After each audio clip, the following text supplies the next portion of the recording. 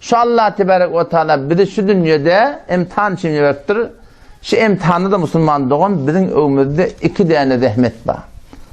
Bir bendeki yetmeklik var, bir namayendeki yetmeklik var. Bir özümüzü doğurdurmalı ve bir de doğruluğun ötmekliğine bir zahmet çekmeli. Bir de iki tane vazife beriptirler.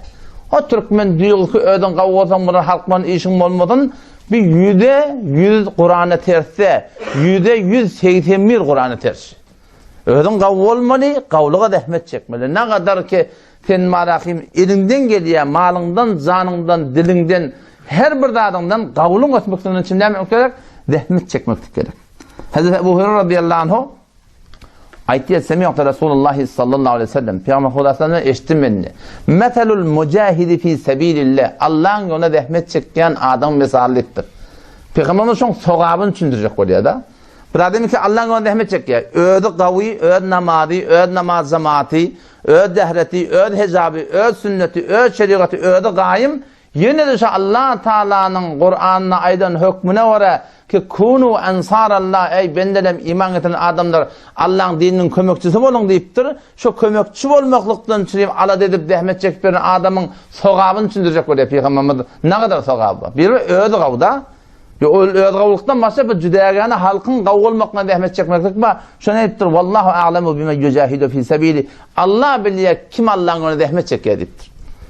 Şun her kimin yüreğinden bir Allah Teala'nın haber var. Halkın ne niyet bilen yaxşılık etdiğini, ne niyet bilen sadaka berýänini, ne niyet bilen etiqatdan, amaldan, zatdan gurun berýän kim biliyor Allah Teala'dan başka bilecek yok. Allah biliyor kim Allah'ın rahmet çekip veren, kimin niyetinin doğruluğunu. Yani Peygamber Aleyhisselam ne diyor? Meselul mucahidi fi sebilillah.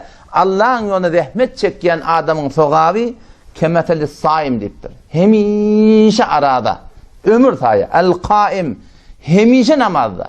El-Haşi hemişe Huday Teala'nın aydan ne var yaşab. Er-Raki hemişe rükuda, hemişe secdede ediptir. Şöyle bir adam tafı olur mu? Hemişe namazda olsun, hemişe arada olsun, hemişe Allah'ın aydan ne var, hemişe rükuda, hemişe secdede tafı olur mu? Böyle bir adam tapmaklık Müslüman doğun, emeli suratun naqin. Ama bir adam vakti Allah'ın yoluna zahmet çekip veren adam olsa, her bir suratında.